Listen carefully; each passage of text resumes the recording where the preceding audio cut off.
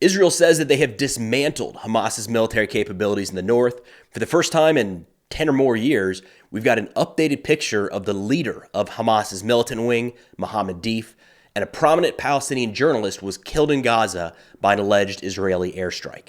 What's going on, everyone? Let's take a look at some updates as it relates to the ongoing war between Israel and Hamas. I'm recording this at 8 a.m. Central on Sunday, January 7th, 2024. Yesterday, the IDF spokesperson Hagari put out a long statement essentially claiming success to a degree in northern Gaza. Specifically, they say that the IDF has dismantled Hamas's military framework in Jabalia, saying that Hamas no longer operates in an organized manner in that area. I've got a bit of an analysis on what all of this means, but diving right into some of the comments from this press release. They say dismantling Hamas consists of 5 objectives. 1, eliminating Hamas commanders. 2, ground combat against the terrorists. 3, gather intelligence in the field. 4, locate and destroy rockets, weapons, and the sites where they are manufactured. And 5, destroy its underground infrastructure. Hagari said that the battles and sporadic rocket fire would still occur in northern Gaza, but that Hamas's infrastructure was out of action and could no longer carry out large-scale attacks. He added that around 8,000 Hamas terrorists have so far been killed in the north, with around 30,000 total weapons seized. They then ran through a couple graphics that I'm going to show here. This first one calling out and identifying the key Hamas leaders in northern Gaza who have so far been eliminated. And then Hagari went on to say, quote, "It will take time. The fighting will continue through 2024. We are working according to a plan to achieve the goals of the war, to dismantle Hamas in the center and south, to continue all efforts, intelligence and operational and military pressure to return the hostages." Additionally, they showed a new simulation of tunnels, the complexity of the underground network in and around Gaza. Again, there's some animation mixed in here with some actual overhead footage. I don't know if this is designed to show exactly what the tunnel network is in this specific area of Gaza, but the simulation, as far as it goes, does match what we've seen from tunnels uncovered by the IDF to this point. It is not just 10 feet underground, a straight line in one direction connecting 2 buildings, but a complex network, multiple levels. We've seen a lot of electrical infrastructure, plumbing, weapons storage, weapons manufacturing sites in some of these underground networks. I imagine as Israel continues to move across central and into southern Gaza, we're going to see more and more of this kind of animated mapping, if you will. Just a few days ago, they did one of these. They put out a graphic, put out kind of an animation like this, and then linked it directly to footage from inside of the tunnels. I imagine we're going to see more and more of that going forward. Now, the notable thing here is that the IDF essentially says, we did it up north. Hamas operationally is eliminated in northern Gaza. And anytime any force in the middle of a war puts that out, you have to think of what the context is. Like, why now? Because Israel's putting out daily updates, and we're going to get into some of that in a second, what happened in the last 24 hours. This is different. This is a roll-up of everything that they say they have completed, the objectives that are now accomplished in the north. There's a handful of reasons that might be the case. We could see, as they're kind of suggesting here in the piece, that they're transitioning to more operations in central and southern Gaza. It could be the reallocation of troops. We might see troops move out of northern Gaza, and this is setting the stage for them to point to and say, this is why we accomplished those objectives. It also could be due to external factors, right? We know there's been a lot of pressure by the United States, supposedly, to kind of wrap up the full-scale invasion that we've seen in Gaza in the north for the last few months and transition more to targeted direct action raids against senior Hamas leaders. Again, this could be something pointing to that, a way for Israel to say, mission accomplished up north, now we're transitioning into the next phase. And then the last piece here, there's not really any evidence to point to this right now, but it's worth bringing up, is sometimes countries can do this, show here's everything we've done just before engaging in some sort of negotiation that might not otherwise be popular on the home front. I don't know exactly what that would be, if it would be some degree of pulling out of Gaza or scaling back the war in one way or another. But if those negotiations are ongoing, if Israel is planning on kind of stepping back in a way, this could be something that's kind of laying that groundwork to be able to say, look what we've already accomplished. We did what we said we were going to do. Now it's time for us to take action X, Y, or Z.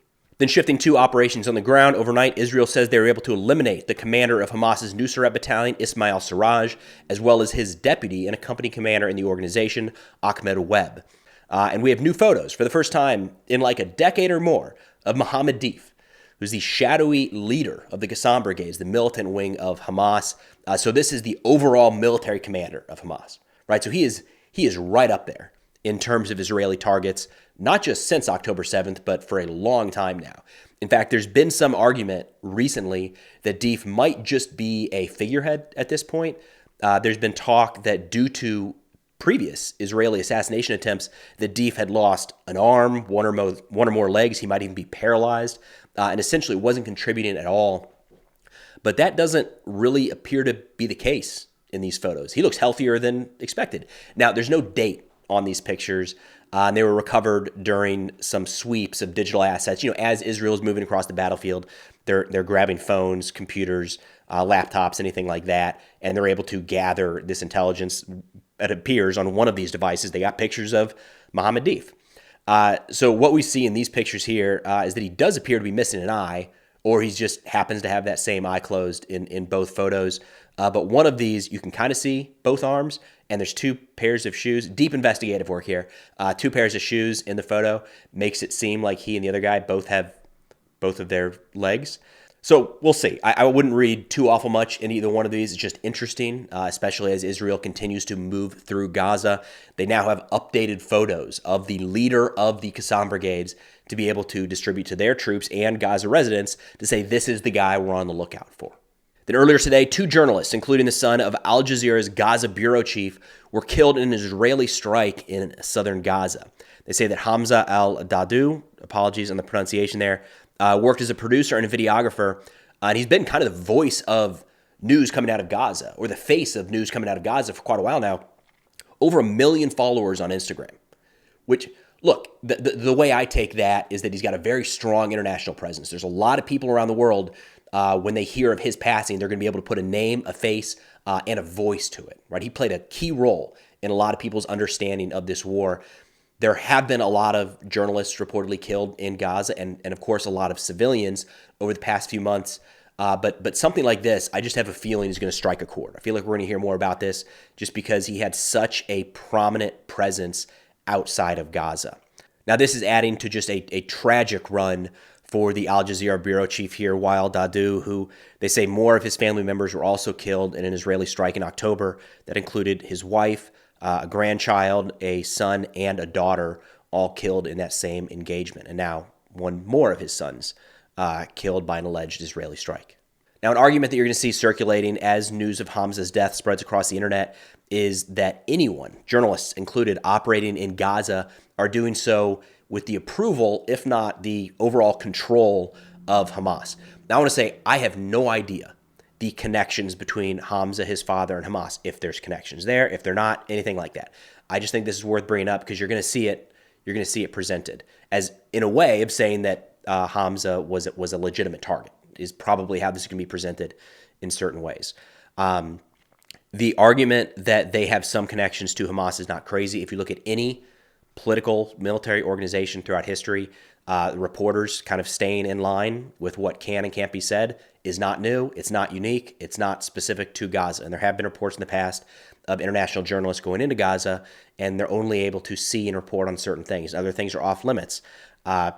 So when viewing Hamza and his father and any journalists working in Gaza right now, the skepticism thrown on them is that at the very least, they're probably self-censoring to maintain their access throughout these Hamas-controlled areas. On the extreme end, then, some folks would say they are just Hamas propaganda outlets, only releasing what Hamas wants at Hamas's discretion.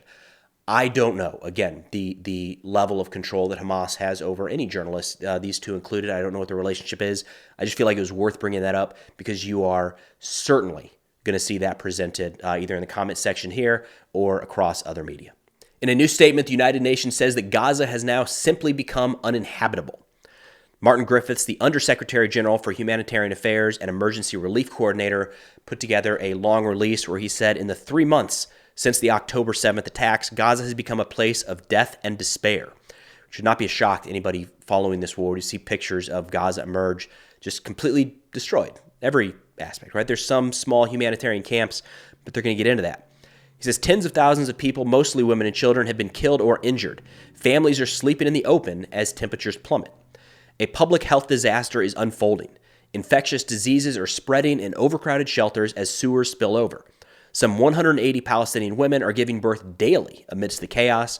People are facing the highest level of food insecurity ever recorded. Famine is now around the corner. Those camps, they're there, they're small, it's something. They say it's time for the parties to meet all of their obligations under international law, including to protect civilians and meet their essential needs and to release all hostages immediately. It is time for the international community to use all of its influence to make this happen. This war never should have started, but it's long past time for it to end. Now, I think it's always worth paying attention to what the United Nations or any other international organization puts out, but I don't think anybody is holding their breath that all it's going to take to end the fighting in Gaza is a strongly worded letter from the United Nations. I know a lot of folks will point to the United States as kind of having Israel's back in the United Nations, especially the Security Council, to make sure that nothing passes that is not in favor of the U.S. or Israel. But if we look at Ukraine, I mean, the U.S. was trying to push everything through against Russia, and that didn't ever really amount to much of anything. So I think it's pretty safe to say, and we've harped on this before, but not a lot of muscle in the United Nations these days. Then shifting up north to Lebanon, where Hezbollah chief Hassan Nasrallah gave a speech the other day with some interesting little tidbits here. He said, quote, "The killing of Sheikh Salah al-Aruri will undoubtedly not go unanswered or unpunished. The decision lies in the hands of the field and will be undoubtedly implemented." So kind of reading between that a little bit, it's a military decision now. It's been pushed out to the military commanders. They are going to do something about it. That decision's been made, just waiting for it to take place. They said, quote, "Iraq does not need American forces to combat Islamic State. Currently, there are indications that certain elements associated with Islamic State in Syria have sought refuge or support from American forces." So this was part of a larger argument or rant about how it's time for to remake the Middle East, kick the United States out once and for all. He was calling on the Iraqi people to stand up and expel the Americans. He said the reason that the Americans say they're there in Iraq is to combat Islamic State, but you don't need them to do that. If they're just not there, you don't have an issue. In fact, he's saying the United States is assisting Islamic State in Syria, which is, look, it's something you see floating around in kind of the depths of the internet and comment sections. Don't normally hear it from the leader of a country, but this is notable, or the leader of an organization. Hezbollah is not the governing entity of Lebanon, but it's notable because just a couple days ago, after Islamic State claimed responsibility for the attack in Iran and put out the images, blurred face, but images and names of these attackers and a statement on their Telegram channels, Iran said, no. This was not Islamic State. This was Israel. And a couple people in the Iranian government kind of stuck with that and suggested that those statements were put together. The operation was carried out by Israel and then pinned on Islamic State. So, 2 times in 2 days, we've got leaders of this axis of resistance saying that Islamic State is straight up an American entity or an Israeli arm carrying out operations across the Middle East. And then Hezbollah claimed responsibility for, I think, 7 different attacks yesterday into Israeli territory. One of those was pretty significant.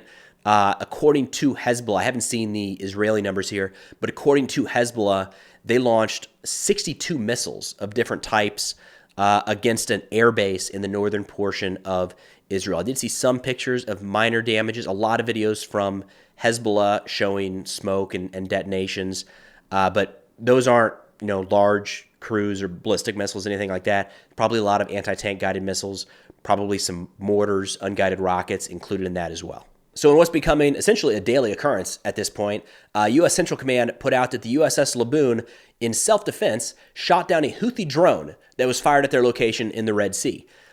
So if you remember a couple days ago, the U.S. and a bunch of our allies put out a strongly worded letter to the Houthis saying, stop attacking commercial shipping or else. So I guess technically this doesn't cross that line because they're attacking a military ship. I don't know. It doesn't look like there was any immediate response from the United States in terms of direct strikes on Houthi resources or locations. The Houthis then did hold a ceremony for their fallen from last week where a U.S. Navy helicopter killed 10 of their fighters as they attempted to board a commercial vessel. Then the Houthi leader gave a speech, I think it was 2 days ago, saying, quote, "The American Zionist was arrogant and committed his foolishness by targeting a group of naval heroes while performing their sacred mission in the Red Sea with treachery and aggression. And this criminal attack will not remain without response and punishment. Allah is the greatest. Death to America. Death to Israel. Death to the Jews. Victory for Islam. And then the video playing in the background here was circulated across Houthi media and some of their Telegram channels of a rally, a big rally, it looks like, in Sana'a, the capital city. The rally was titled Blood of the Free People on the Road to Victory. But that's all I've got for now. Of course, if interested in national security subjects, be sure to check out the sit reps I put out on Substack. Link is in the description below. Thanks for watching. I'll see y'all next time.